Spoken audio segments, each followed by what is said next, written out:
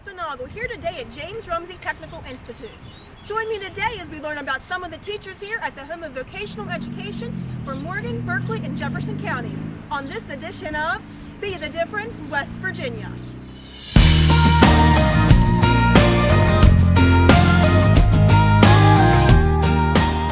We're here with Juan Odom. He teaches Cisco Networking Academy here at James Rumsey Technical Institute. Hi Ron, how are you?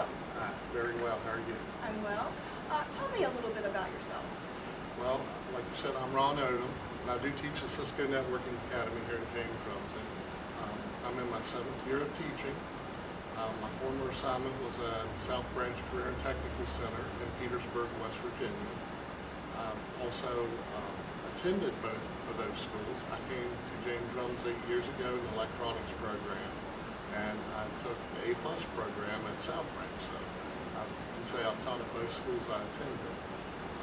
I'm married. I have 6 kids. I have 1 boy and 5 daughters.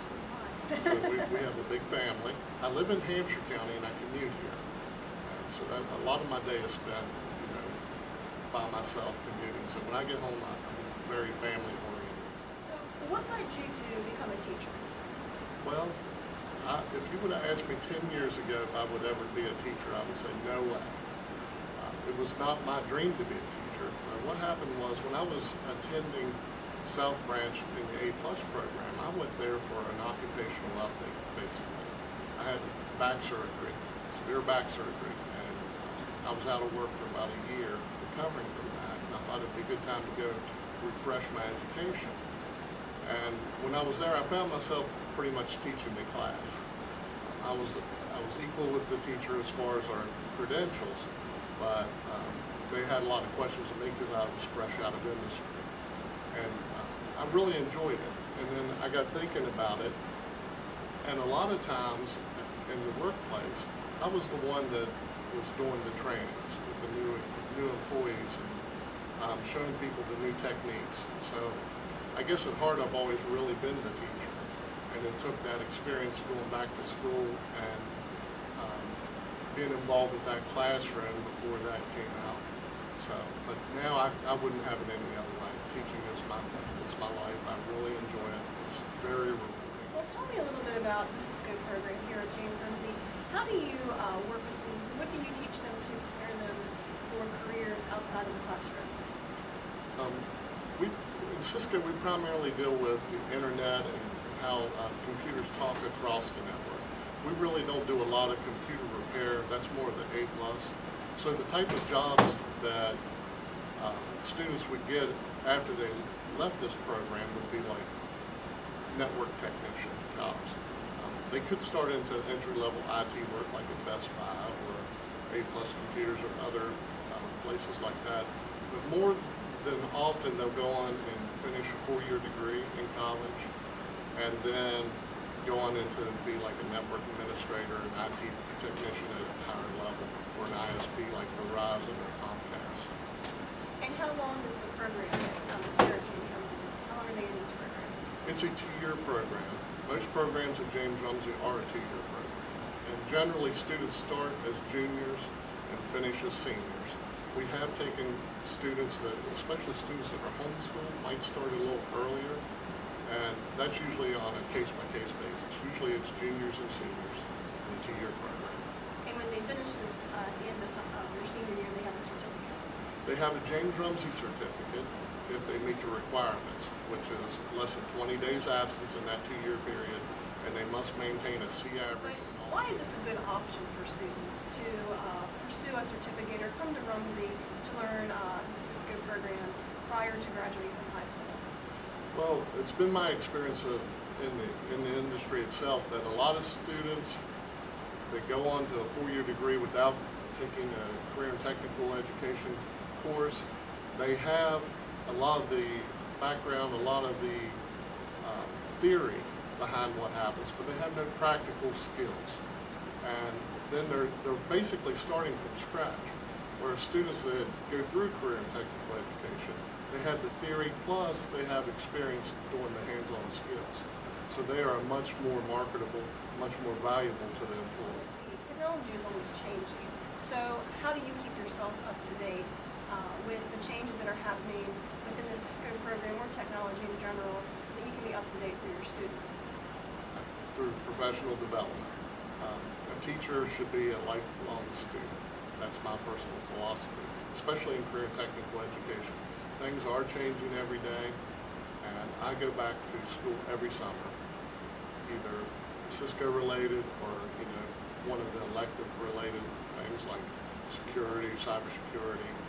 And this year actually I'm teaching a new course called Informatics, which is a data analysis course. And I'll be gone for two weeks in late June to Kentucky for that program. What do you enjoy most about working with students at this programmatic level and within the technical education program? What I enjoy most is students that take my course are really interested in the network field. Some students like English, but teachers that teach English, they have all kinds of students, some that don't like English. Same thing with math teachers. They'll get students that don't like math. But in here, every student that comes here wants to be involved in networking in some way or form, or really love working on computers. So what I love most is I have students that are very engaged, very interested in what they're doing. What's a misconception about that the public may have about career and technical education that you wish you could clear in the public? I think the biggest misconception about career and technical education is that it's the old vocational agricultural center. Basically, they think that students that come to James Rumsey or any other career and technical center are there to get blue-collar jobs. Not that there's anything wrong with blue-collar jobs, but there's also an opportunity for students to get college credit and advance to a degree. I had a student that took my course and had 16 college credits towards an AA degree, and took those credits and ended up getting a bachelor's degree through WVU at Parkersburg. It saved him tons of money. And I think the biggest misconception is that career and technical education may not be for them because they want to go to college. And that's just not true. We're here with Andrew Albright. He's the Welding Technologies instructor here at James Rumsey Technical Institute. Hi, Andrew. How are you? Wonderful. How are you, ma'am? Oh. Well, tell me a little bit about yourself. Well, I was born in Berkeley County. I'm a graduate of Hedgesville High School.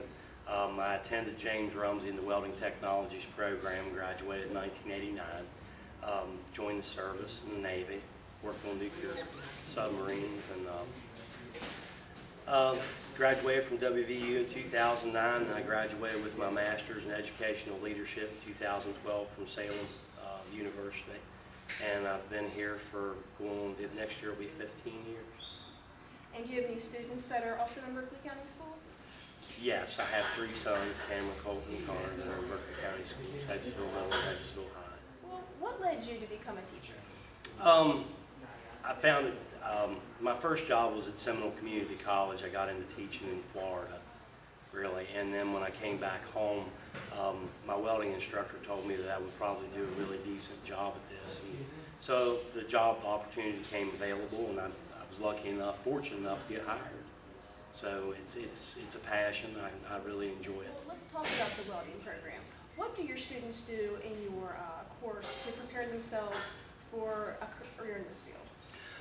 Well, it all starts out with a lot of life skills. We start with building a resume. We start with generic job application, employability skills, and then we take that and then we build upon that with the skill sets that are needed, the basic skill sets that are needed in the real world in the 21st century, and the skills that's needed in welding in the real world. When they're in this program, what projects would they find themselves doing that would be similar to things that they would do when they be working in their own welding business? Well, it's all basically hands-on. The projects are all geared toward what's demanded out in the industrial community. From the safety aspects to the machine setup to the collation of filling materials and what's needed, prior planning from sketches to blueprints.